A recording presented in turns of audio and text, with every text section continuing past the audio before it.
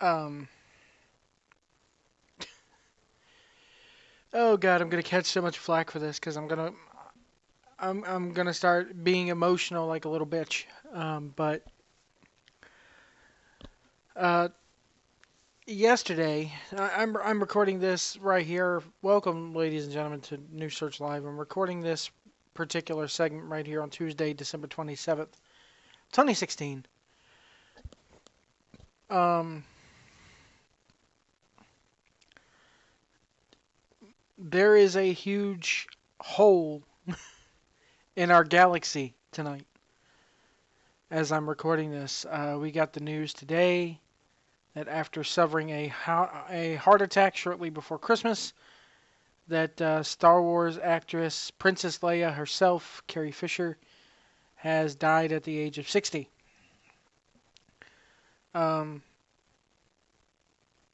this one, 2016, has been a real bad year as far as celebrity deaths. I mean, we had, Alan Rickman. You had, just Carrie Fisher. You had all these celebrity deaths this year. Um, Gary Shandling. It's just been one right after another, man. Sorry, you're going to hear me clear my throat, and you're probably going to even hear me sniffle a time or two during this because I'm fucking heartbroken. Um, I, I, I'm left speechless. I can tell you that my memories of Carrie Fisher are this. I owe my entire geek fandom to to Star Wars. And because I'm 6 years old, and I remember my cousin Lori, we lived with her at the time. This is back when, cable had really first started to hit its stride in the early 90s. We're talking 92, 93. And she used to get the TV guide. And now my cousin Lori is a TV fanatic. She loves TV and she likes to read. In fact, what she does is she'll sit there and watch a show, and on the commercials, instead of, she'll read her book. Commercial's over, she puts the book down, watches the show. Um,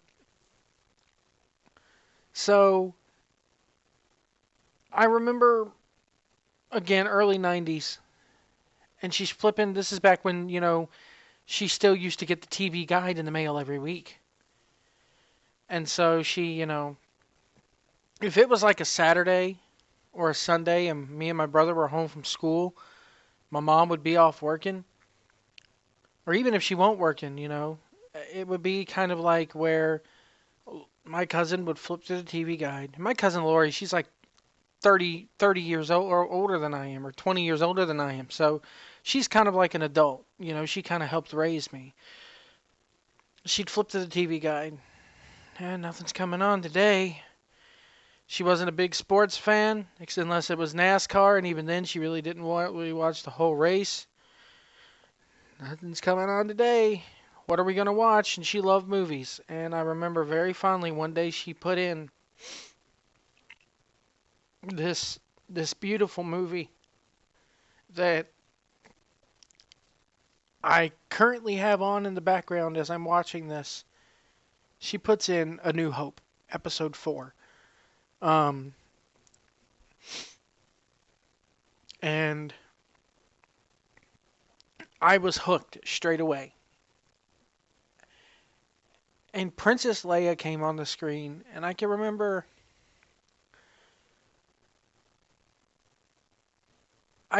Princess Leia when she showed up, and it was that scene where they're dressed up in the stormtrooper outfits and Luke enters the room and she's sitting there lounging, laying on her side like, "Yes, can I help you?"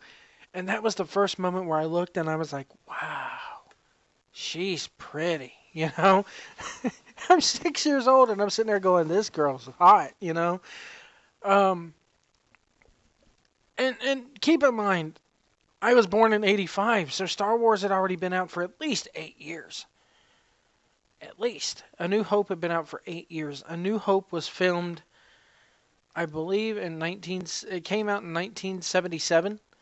So it, she was the first chick who I saw on the screen who I was like, damn, man, she's pretty. And I sat there from that moment on because I had been running around the living room and running around in my bedroom playing Nintendo or whatever, and I just happened to come into the living room and look, and there was that scene where she's sitting there, laying there, like, aren't you a little short to be a stormtrooper? And she, I sat down and just watched the entire thing, and then immediately after that, my cousin put in Empire, and then she put in uh, Return of the Jedi. And we watched all three of them. And this would happen at least once a year. There's nothing on TV. We'll put in Star Wars. Hey, there's nothing on TV next weekend. My cousin also introduced me to the Lethal Weapon series. If it won't, I got introduced to pretty violent movies at an early age. If it wasn't, it was Star Trek. If it wasn't Lethal Weapon or Star Wars, it was Star Trek or Hudson Hawk, which is a very underrated movie with Bruce Willis. Die Hard, all these action movies. Judge Dredd. The first time I saw Judge Dredd with Stallone was, but with my cousin. Um, so that right there carries, Star Wars carries a very special place in my heart. Um, my grandmother took me to go see Episode One, The Phantom Menace, the day it came out. My grandmother's like, "I'll take you to the movies for your birthday. What do you want to go see?" And I was like, I want to go see that. I want to go see, Episode One. Granted, my grandmother was like 50 something, 60 something years old. She didn't give a fuck about Star Wars. She just wanted to take her grandson to see a funny little movie. But she sat there with me and watched it.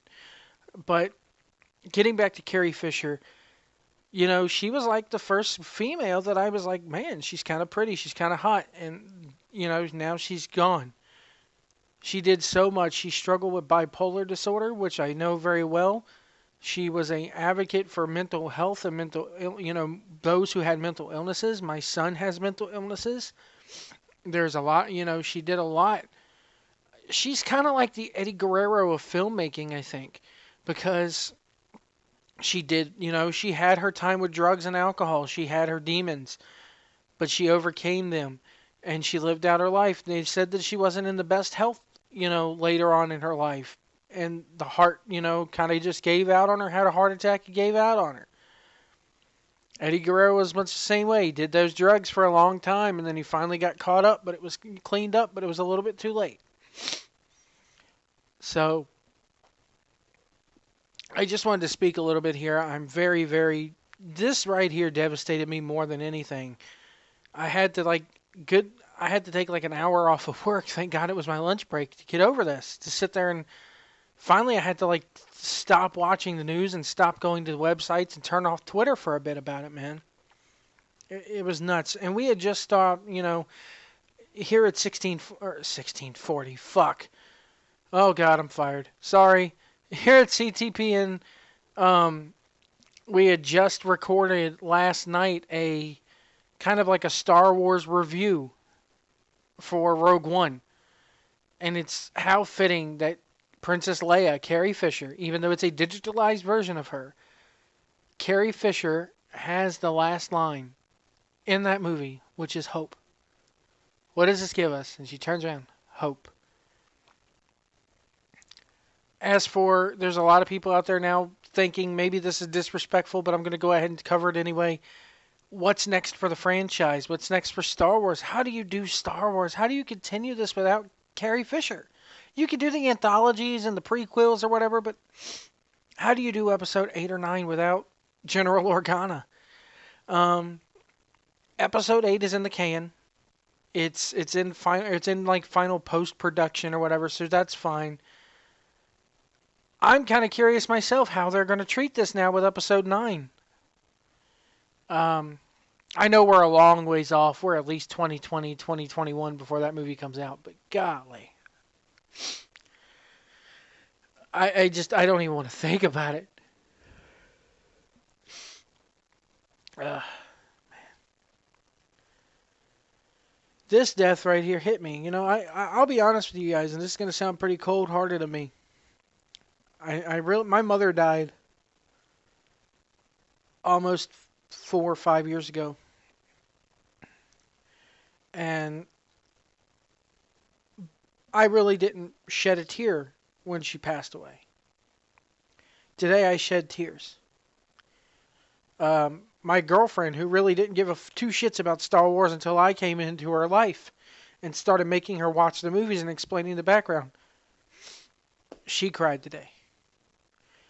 She cried more or less because I was crying over this. So I'm gonna pause right here. You're not gonna hear any commercials or haha today on this episode of New Search Live. Um, but I just want to take a pause right here to compose myself. I'm crying like a little bitch, but you know my it's Star Wars has been a big part of my life. I have a shirt that I wanted. It's a pro wrestling tees t-shirt. It has Darth Vader on it, and it has the word heel because it's two of my favorite things in this world, Star Wars and pro wrestling coming together. Those movies mean so much to me. And you'll if you listen to the bit that I recorded with AC and Jeff Edwards, you hear how passionate I am about it because I know the inner workings of the plots and why they really never made a Darth Vader movie. And you know, I really could have sat there for another hour and discussed it with those guys and told them this is why you don't have that. Yes, all the generic fans just want to do a Darth Vader movie. This is why you don't get a Darth Vader movie. But I just want to say rest in peace, Carrie Fisher. Um, if there is an afterlife, if there is an afterlife, I just I hope I get to meet you in it. You're not going to hear any commercials or anything. It's going to be like I'm transitioning from one thing to the next, but I'll be right back.